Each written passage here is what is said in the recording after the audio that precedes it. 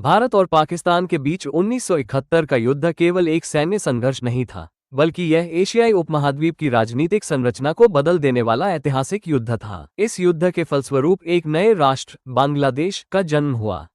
ये युद्ध राजनीतिक दूरदर्शिता, मानवीय संवेदनशीलता और सैन्य पराक्रम का अद्भुत उदाहरण है, जिसमें भारत ने नैतिक, रणनीतिक और सैन्य तीनों मोर्चों पर अपूर्व सफलता प्राप्त की। युद्ध की ऐतिहासिक पृष्ठभूमि। भारत और पाकिस्तान 1947 में विभाजन के बाद दो स्वतंत्र राष्ट्र बने। पाकिस्तान दो भौगोलिक हिस्सों में विभाजित था, पश्चिम पाकिस्तान, आज का पाकिस्तान, और पूर्वी पाकिस्तान, आज का बांग्लादेश। ये दोनों हिस्से लगभग 1600 किलोमीटर की दूरी पर स्थित थे और सांस्कृतिक, भाषाई और आर्थिक दृष्टिकोण से पूरी तरह भिन्न थे। पूर्वी पाकिस्तान की जनता मुख्यतः बंगाली भाषी थी, जबकि पश्चिम पाकिस्तान में पंजाबी, पठान और उर्दू भाषी लोग बहुसंख्यक थे। पश्चिमी पाकिस्तान ने पूर्वी पाकिस्तान को राजनीतिक और आर्थिक रूप से हमेशा दोयम दर्जे का माना। पूर्वी पाकिस्तान की उपेक्षा, भेदभाव और अत्याचार लंबे समय से चले आ रहे थे, जो अंततः विद्रोह में परिवर्तित हो गया। 1970 में पाकिस्तान में आम चुनाव हुए। पूर्वी पाकिस्तान की पार्टी अवामी लीग, जिसका नेतृत्व शेख मुजीबुर रहमान कर रहे थे, ने भारी बहुमत से जीत हासिल की और राष्ट्रीय संसद में पूर्ण बहुमत प्राप्त किया। लेकिन पश्चिमी पाकिस्तान की सत्ता को यह स्वीकार नहीं था। जनरल याह्या खान और जुल्फिकार अली भुट्टो ने शेख मुजीब को सत्ता सौंपने से इनकार कर दिया।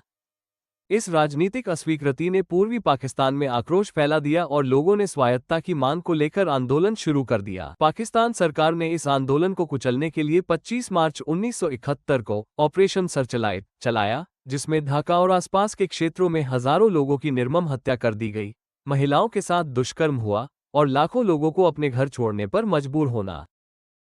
पाकिस्तानी सेना के अत्याचारों से डरकर लगभग 1 करोड़ बंगाली शरणार्थी भारत के पश्चिम बंगाल, त्रिपुरा, असम और बिहार में शरण लेने लगे। ये भारत के लिए एक बड़ा मानवीय संकट था। भारत की तत्कालीन प्रधानमंत्री श्रीमती इंदिरा गांधी ने न केवल शरणार्थियों को राहत दी, बल्कि अंतर्राष्ट्रीय मंच पर पाकिस्तान के अत्याचारों को उजागर किया। भारत ने यह स्पष्ट कर दिया कि यह संकट केवल भारत या बांग्लादेश का नहीं, बल्कि वैश्विक मानवता का संकट है। भारत ने मुक्ति संग्रामियों, मुक्ति बाहिनी को सैन्य और कूटनीतिक समर्थन देना शुरू कर दिया।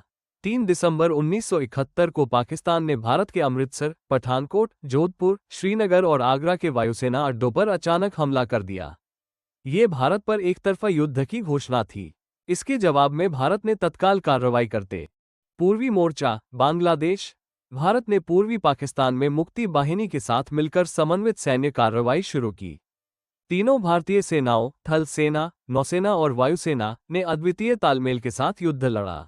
भारतीय सेना ने एक लाइटनिंग कैंपेन की योजना बनाई, जिसके अंतर्गत तेजी से ढाका की ओर बढ़ते हुए पाकिस्तान की सेना को चारों ओर से घेर लिया। मेघना हेलिबॉर्न ऑपरेशन, जेसोर, खुलना, सिलहट और चटगांव जैसे बड़े क्षेत्रों में लड़ाई हुई। 16 दिसंबर 1971 को ढाका में पाकिस्तानी जनरल ए.के. नियाजी ने भारतीय लेफ्टिनेंट जनरल जगजीत सिंह अरोड़ा के सामने आत्मसमर्पण कर दिया। यह इतिहास का सबसे बड़ा सैन्य आत्मसमर्पण था, जिसमें लगभग 93,000 पाकिस्तानी सैनिकों ने हथियार डाल दिए। भारत ने पश्चिमी पाकिस्तान के साथ लगे पंजाब, राजस्थान और कश्मीर में भी जवाबी हमले किए। हालांकि भारत का मुख्य लक्ष्य पूर्वी पाकिस्तान की मुक्ति थी, फिर भी पश्चिमी मोर्चे पर भी भारतीय सेना ने मजबूती से मोड़ लोंगेवाला, पुंछ और श्रीनगर में महत्वपूर्ण लड़ाइयां लड़ी गईं। भारतीय नौसेना ने ऑपरेशन ट्राइडेंट और ऑपरेशन पाइथन के तहत कराची बंदरगाह पर हमला कर दिया और पाकिस्तान की नौसेना को भारी क्षति पहुंचाई। भारत ने युद्ध से पहले ही रणनीतिक तैयारी कर ली थी।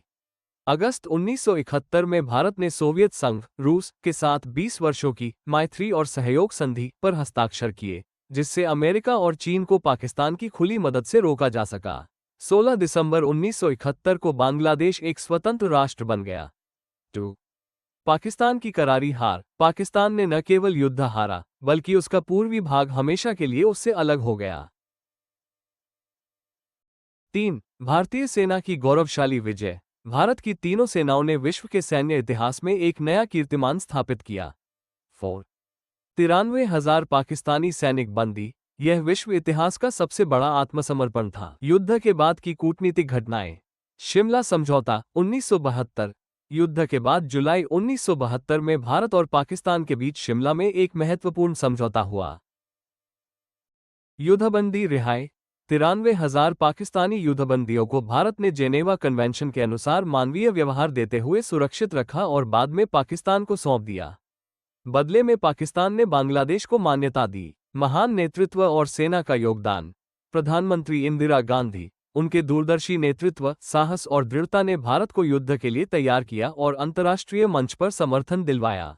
सेना प्रमुख फील्ड मार्शल सैम मानेकशॉ, उनकी रणनीतिक योजना और सैनिकों में आत्मविश्वास भरने की क्षमता युद्ध विजय का बड़ा कारण बनी। General Jagjit Singh Arora, air chief PC Lal और एडमिरल एसएम नंदा, इन सभी ने अपने अपने मोर्चों पर असाधारण नेतृत्व। 1971 का भारत पाकिस्तान युद्ध केवल एक सैन्य विजय नहीं था, बल्कि यह मानवता, स्वतंत्रता और न्याय की जीत थी। ये युद्ध भारत के नैतिक दृष्टिकोण, रणनीतिक कौशल और सैन्य पराक्रम का प्रतीक है। यह विश्व को ये संदेश देता है कि जब किसी देश की जनता पर अत्याचार होता है, तो एक जिम्मेदार राष्ट्र को हस्तक्षेप कर मानवाधिकारों की रक्षा करनी चाहिए। बांग्लादेश की आज़ादी और भारत की विजय भारतीय इतिहास में स्वर्णाक्षरों में अंकित है।